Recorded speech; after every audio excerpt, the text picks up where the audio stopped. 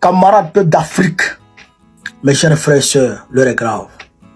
Frère, il faut sauver le Togo. Il faut sauver le Togo. Les Togolais souffrent trop. C'est vrai que les autres pays, les populations des autres pays africains, sous dictature, souffrent. Mais pour les Togolais là, c'est pire. La population est chosifiée, chers camarades d'Afrique. On va écouter cette vidéo, on va écouter ce témoignage et vous allez comprendre beaucoup de choses. On est parti. La situation du peuple togolais, c'est ça qui me fait pleurer à chaque fois. Il n'a jamais été aussi malheureux que cette année. Le niveau de vie a baissé énormément, le pouvoir d'achat a beaucoup baissé. On a affiché des augmentations de SMIC et de salaires qui n'ont pas été appliquées dans le secteur privé. Alors le secteur privé, c'est celui qui crée le plus d'emplois. Donc les gens sont de plus en plus malheureux parce qu'ils ont de moins en moins à manger. Surtout, ils ont de moins en moins de médicaments à acheter. Parce qu'ils ne peuvent pas acheter. Il y a beaucoup qui meurent parce qu'ils n'ont pas la ventoline qui vaut 3800 francs. Moi, si je n'avais pas la ventoline, je serais déjà mort. Mais j'ai les moyens de l'acheter. Mais la plupart des gens, des milliers de gens chaque année, sont des morts sacrifiés par la pauvreté. C'est ça qui me fait mal au cœur, que ce peuple méritant, ce peuple le plus aimable du monde, ce peuple qui accueille les étrangers mieux que ses frères, ce peuple qui aime l'étranger, qu'il appelle l'homme que je veux, l'homme que j'aime. Nulle part au monde vous avez ça dans aucune société. Et je le vois souffrir. Moi, j'arrive à aider mes proches, mais je ne peux pas aider tout le peuple. Et c'est ça qui me fait mal au cœur. Et je regrette que la situation du Togo soit dépréciée à ce point-là. Ben, je souhaite qu'il y ait plus d'humanisme dans la volonté des dirigeants, que la minorité pieuse disparaisse, bien s'amenuise pour laisser du pain ou du manioc ou du foufou et des petits douévis et des petits poissons pour le peuple. L'assurance vie ne touche que la partie de la fonction publique parce que dans le secteur privé, dans mon entreprise, moi, je n'ai reçu aucune carte depuis 1 an que je paye. Je paye pour les ouvriers et je paye pour ma part, des deux côtés, et je n'en ai pas la carte de remboursement. Ce qui fait que moi, je paye à la place de la caisse de sécurité sociale, c'est moi qui finance le remboursement des maladies de mes employés. C'est inadmissible de laisser traîner les entreprises qui payent les cotisations de leurs employés sans que leurs employés bénéficient de la carte de remboursement des maladies, des frais de maladie. Donc ça, c'est la première chose que je demande. La deuxième chose, c'est de relever, aller partout dans le marché, vérifier si on applique la loi du salaire minimum. Parce que ces gens-là, ces employés sont des gens merveilleux. Ils ne sont pas des révolutionnaires. Ils cohabitent avec leurs exploiteurs. Ils ne disent rien.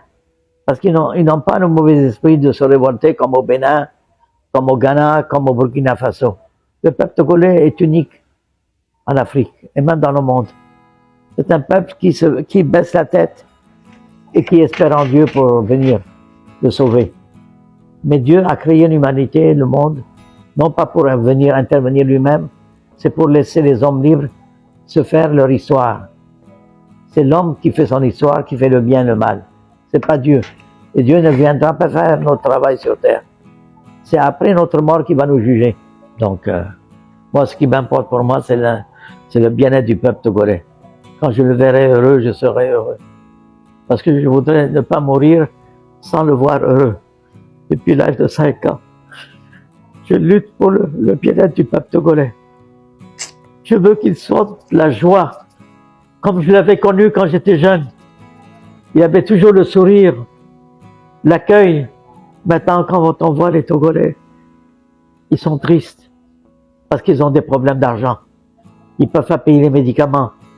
Il y a les décès qui peuvent faire honorer comme il faut. C'est terrible, cette atmosphère sociale. Et personne ne s'en soucie. Oh mon Dieu, c'est tout ce que je vous demande, que de rendre ce peuple, de recouvrer le bonheur qu'il connaissait quand j'étais jeune. Amen.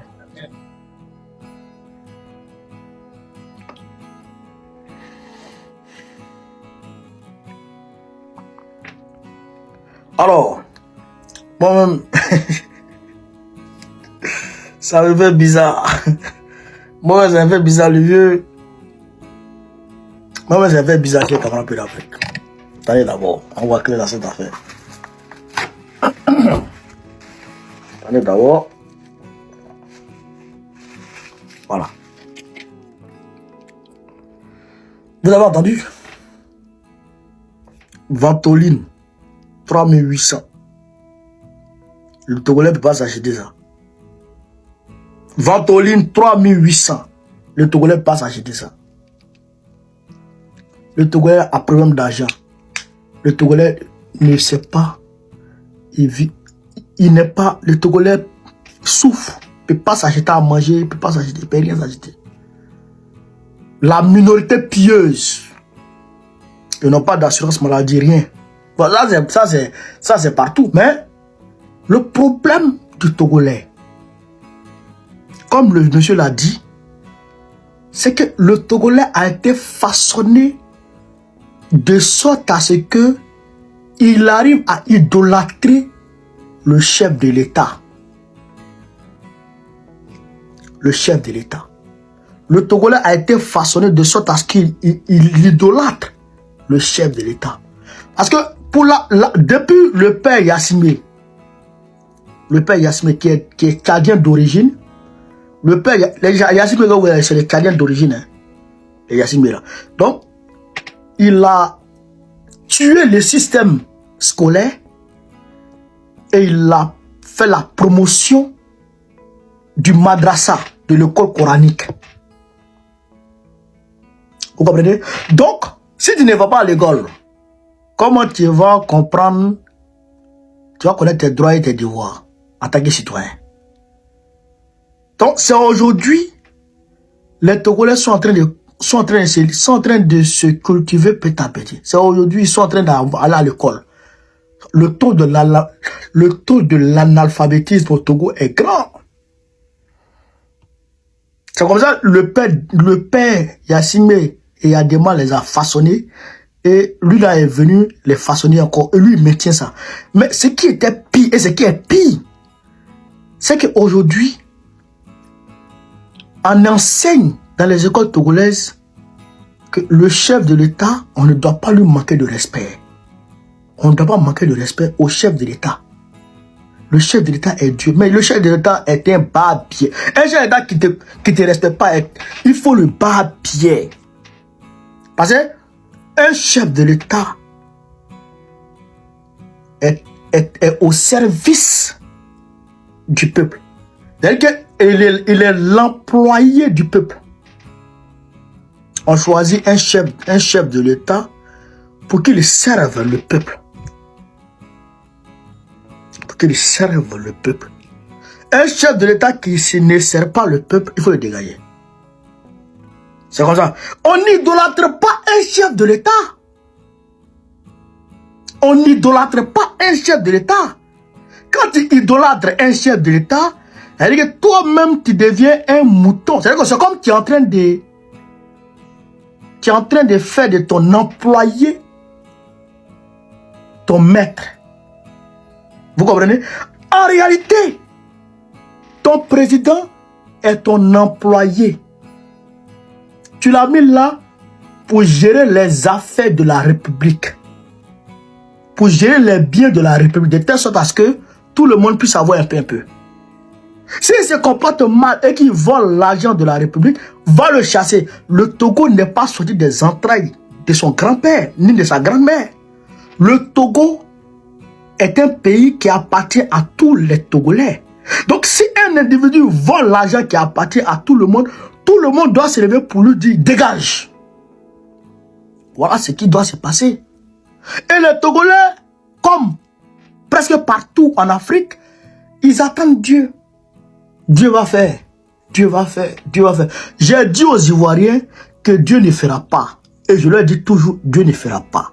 C'est l'homme qui fera. Voici le monsieur l'a dit. Dieu laisse les hommes écrire leur histoire. Dieu ne vient pas.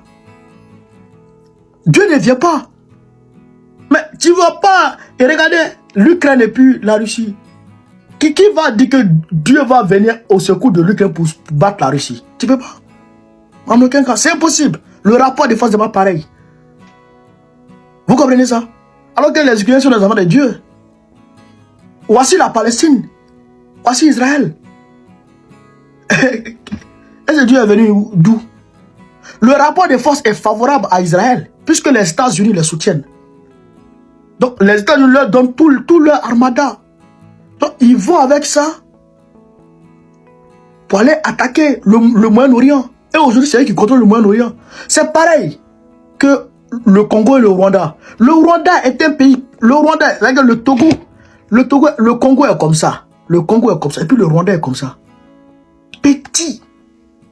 Petit.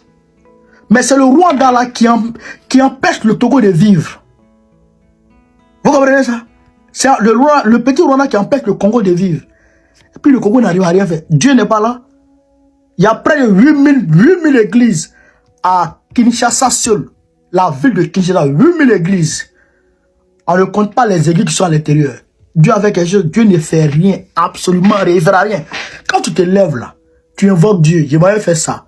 Soutiens-moi, j'ai besoin de ta puissance, j'ai besoin de ta force. Et tu avances. Si tu as aidé, si tu n'as pas aidé, il n'est pas obligé de t'aider. Vous comprenez ça?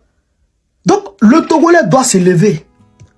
Il doit réaliser que non seulement Dieu ne viendra pas l'aider, deuxièmement, que sa situation sociale dépend du président. S'il ne mange pas, c'est parce que le président est mauvais. S'il ne travaille pas, c'est parce que le président est mauvais. Si les enfants ne vont pas à l'école, c'est parce que le président est un voleur. S'il n'arrive pas à soigner ses enfants, c'est parce que le président est un voleur. Donc il faut aller prendre ton argent au président. Voilà comment le Togolais doit réagir. Et cette vidéo, je vous demande de la partager parce qu'on est à une période charnière de notre histoire de l'Afrique. Aucun pays ne doit être laissé pour compte. Tous les pays doivent être pris pour avancer dans la révolution. Vous comprenez ça? Donc, je demande à tous les Togolais de se lever. Parce qu'on va chasser fort incessamment. Au-delà d'être un poison pour toute l'Afrique, comment toi tu peux être ceci et cela en même temps? Tu es avec l'AES matin, la nuit, tu es avec les ennemis de l'AES. Et qu'aujourd'hui même là, à cause de ça même, les autorités de l'AES n'ont même pas le courage de dire qu'il y a base militaire française dans son pays. Alors qu'il y a ça. Mais moi, il te dit ça. Moi, il te dit ça. Il y a base militaire française dans ton pays. Comment lui là? Moi, il te dit ça. Donc, Togolais, Togolaises, réveillez-vous. Réveillez-vous. Réveillez-vous. Hein? Vous avez compris? Ça gravité. Vive l'Afrique libre. Vive le panafricanisme. Vive tous les plans panafricains. Vive que Dieu sauve le Togo. Gbagbo, président de la République Côte d'Ivoire, en octobre prochain. On est ensemble, les gars. On est ensemble.